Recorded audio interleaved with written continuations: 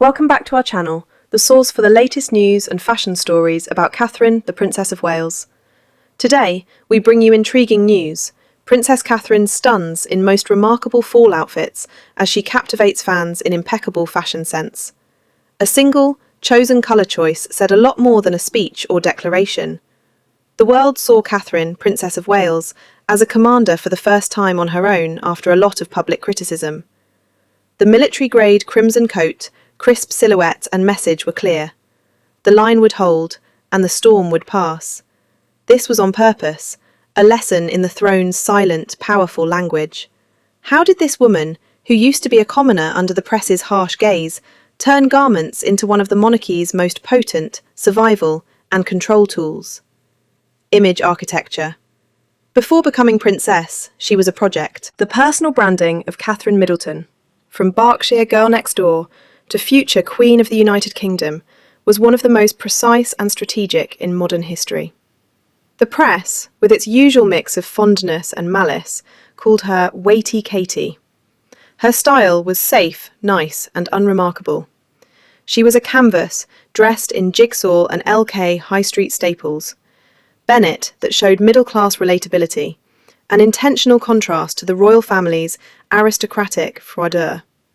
To dismiss this phase as a young woman finding her footing misunderstands the long game. Palace officials and brand strategists today call this era the acclimatization period. The goal was to normalise, not wow. You cannot present a future queen to the British public as a fully formed, couture-clad icon from day one, says a royal correspondent.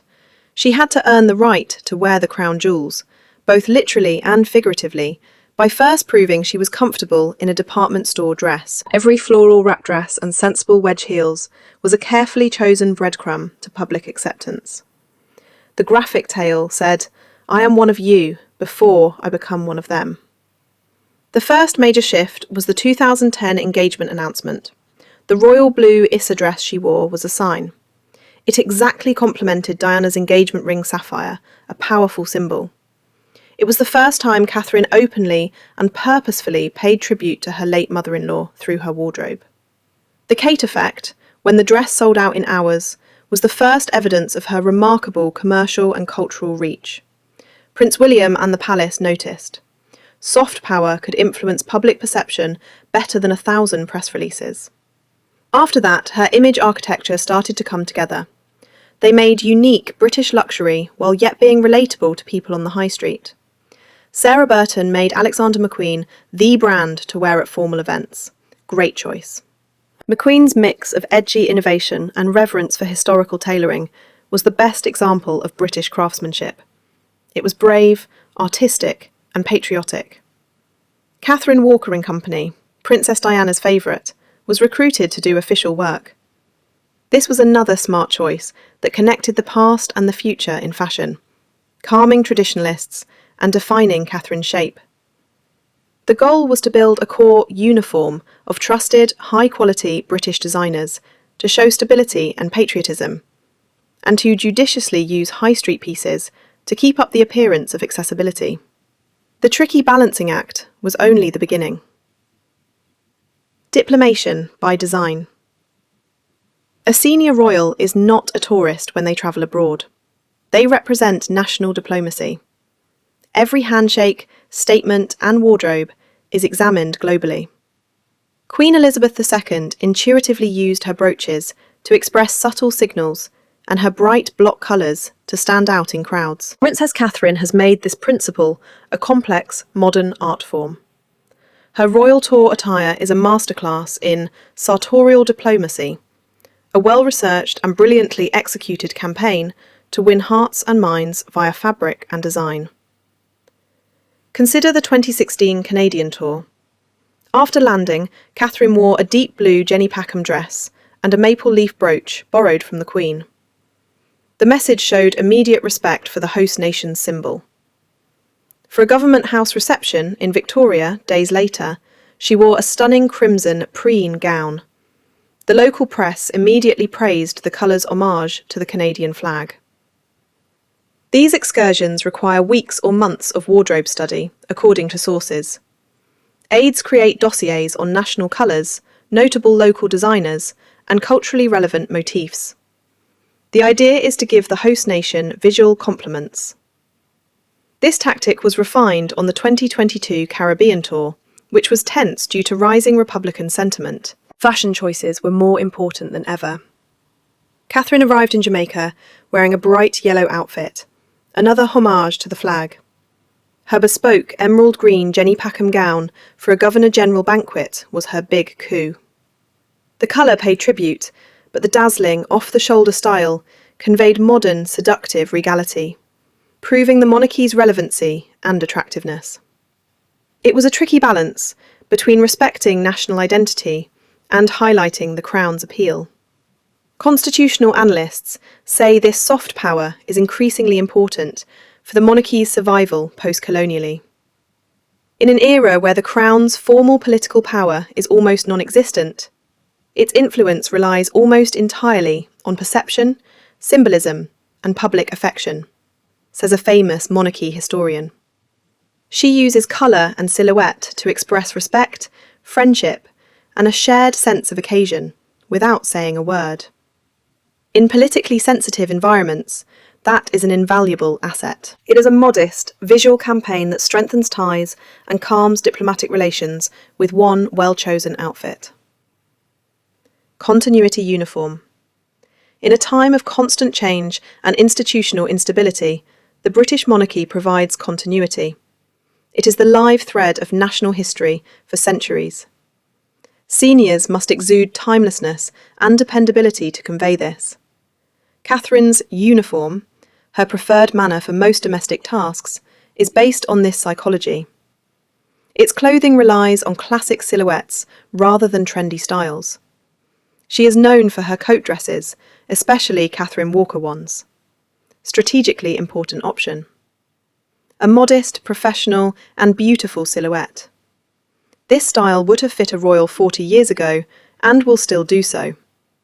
The whole goal is this timeless quality. It visually isolates the princess from seasonal fashion's chaos and sets her in an institutional setting. When she wears a sharply fitted, dark-hued coat to a military parade or Remembrance Day service, she is acting. The dress conveys obligation, respect, and awareness of the event. Brand consistency is key to this strategy. Her close group of designers, Alexander McQueen for structure, Catherine Walker for elegance, L.K. Bennett for polished appeal, and Barber for rugged rural living, produce a consistent visual identity. Predictability comforts and reassures the people. When everything else feels uncertain, the monarchy must be a rock of stability, says an institutional identity brand expert. The princess's consistent style is a key part of that messaging. It tells the public that the values she represents, duty, family, tradition, are also consistent and unchanging. It's a non-verbal promise of reliability. Classic silhouettes provide psychological protection. In her youth, Diana, Princess of Wales, utilised dress to convey her turmoil and rebellion. Her style reflected her mood. Catherine purposely went the other way. Her outfit is organised and emotionless. Nothing about her private thoughts or feelings is revealed.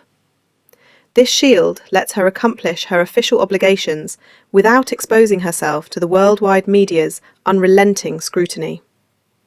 The uniform belongs to her, not the public. She wears it to face the world as a visual representation of the royal motto, never complain, never explain.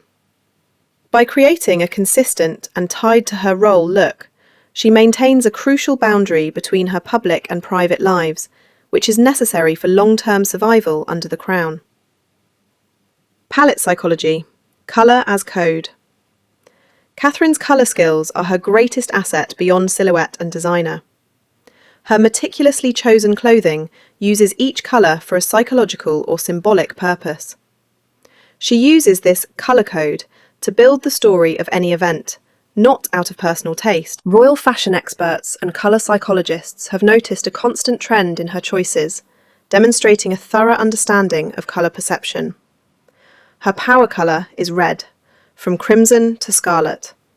It is reserved for important situations when she must show confidence, strength, and authority. She gave the keynote speech for her Shaping Us early years campaign in a crimson Alexander McQueen suit. Her message was highlighted by the colour, which kept everyone's attention. Her command colour is worn when she leads an event. She now chooses green for environmental, child, and mental health commitments. This colour symbolises nature, progress, and peace. Her earthy olive or brilliant Kelly green matches the topic of the day when visiting a forest school or starting a new horticulture endeavour. Her dazzling emerald outfit marked a diplomatic deference and respect for Pakistan's national colour during a visit.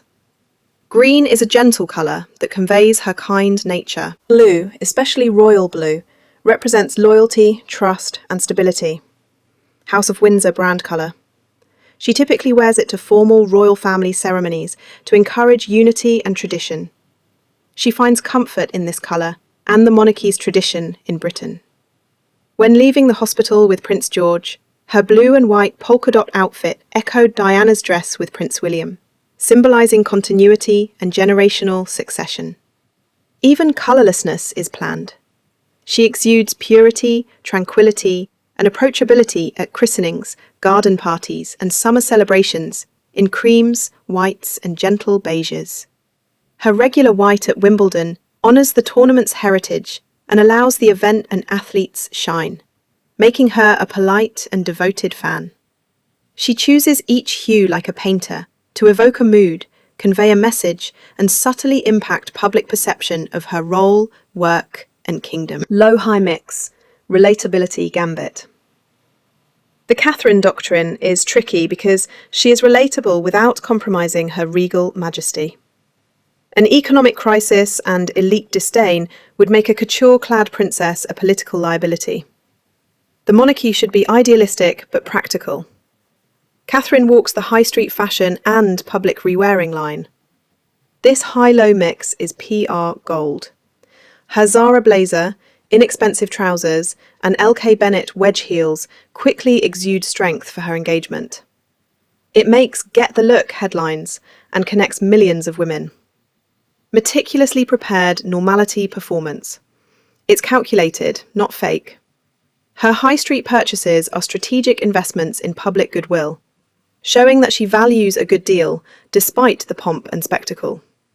Her famous wardrobe recycling works better.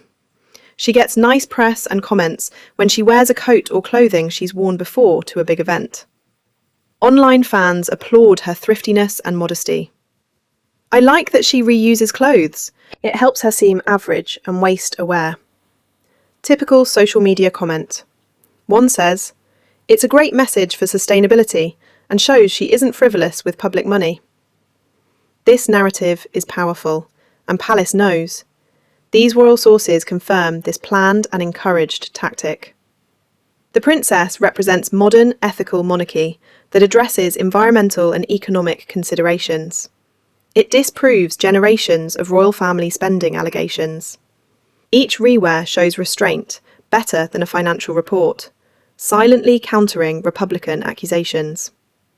Caution is used with relatability.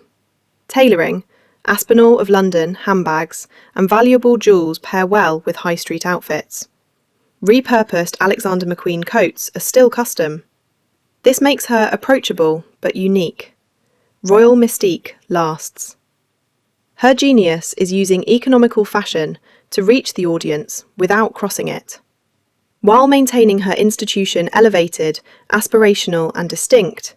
She lets people know her, creating future monarchy. Catherine's major purpose is to preserve the British monarchy for her husband and son. Her image is supposed to promote, support, and complement the branding of future King William V. His suits and military gear are excellent, but she adds colour, beauty, and complexity to the story. They depict the monarchy modernly and intriguingly. On the red carpet, his tuxedo supports her gorgeous clothing. His dark suit contrasts with her warm clothes during a charity function. The visual emblem depicts balance and cooperation. As a pleasant diplomat, gorgeous ambassador, and relatable mother, her style stands out. William can play the statesman-like heir-apparent position. In the 21st century, her soft power helps the institution seem less formal and more inviting. Significant long-term repercussions of this approach. Catherine envisions the modern royal consort. She proved that clothes may be a royal's greatest weapon. She has used it to influence public opinion, conduct diplomacy, project stability, and build a strong personal brand that supports the House of Windsor's future. She learnt monarchy's most important lesson: symbolism defines one. Catherine, Princess of Wales' precise, disciplined and intelligent use of clothes has made her a style icon and one of the most insightful and efficient strategists in modern crown history. She has maintained the monarchy's dignity and longevity with grace, relatability and competence. King William's rule has yet to begin, but his Queen has demonstrated its appearance. Thank you for watching the video. Please let us know your thoughts, and goodbye for now.